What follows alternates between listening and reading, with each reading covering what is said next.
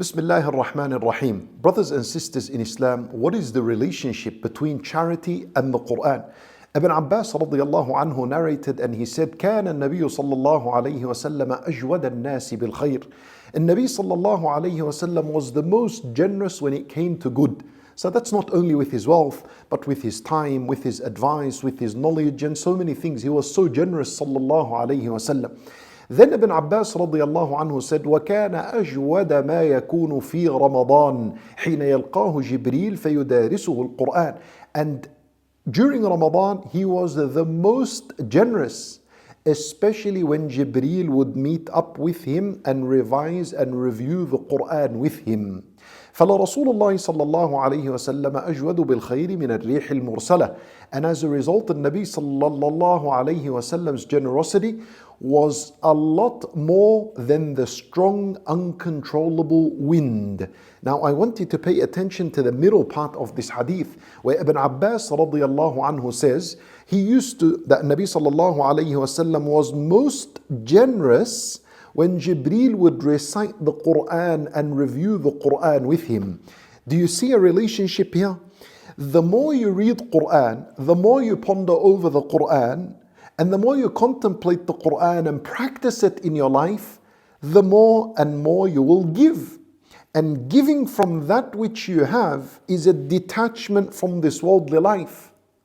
When you become generous with your wealth and with materialistic matters, you are slowly and slowly detaching from this worldly life. And if you detach from this worldly life, you are coming closer and closer to the afterlife. And that is the reality of the Quran. The Quran, within this book, Allah Azza wa Jal talks to us about the afterlife, about the reward in the paradise, about the reward that is with Allah Azza wa Jal. And so whoever is being affected by the Quran, he will find himself withdrawing from this worldly life, detaching from it by giving, and he is coming closer and closer to the realities of the Quran, to the afterlife and that which is with Allah subhanahu wa ta'ala. And there is no doubt that in support of what I have just said to you, Allah Azza wa Jal said in the Quran, وَلَقَدْ آتَيْنَاكَ سَبْعًا مِنَ الْمَثَانِ وَالْقُرْآنَ الْعَظِيمِ لا تمدن عينيك إلى ما متعنا به أزواجا منهم. Allah Azza wa Jal, He said, indeed we gave you سبعا من المثاني, 7 ayat that are repeated and recited often, and that is Surah Al-Fatiha. وَالْقُرْآنَ الْعَظِيمِ, and we gave you this huge Quran, this mighty noble Quran. Then Allah Azza wa Jal, immediately after that, He said, do not extend your eyes to that which we have given them of worldly luxuries and pleasures. Why?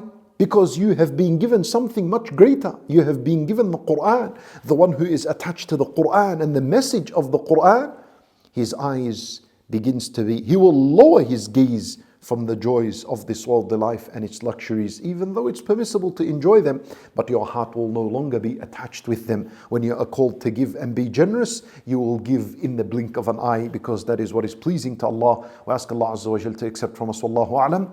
Wa sallallahu wa sallam wa baraka ala nabiyyina Muhammadin wa ala alihi wa sahbihi ajma'in.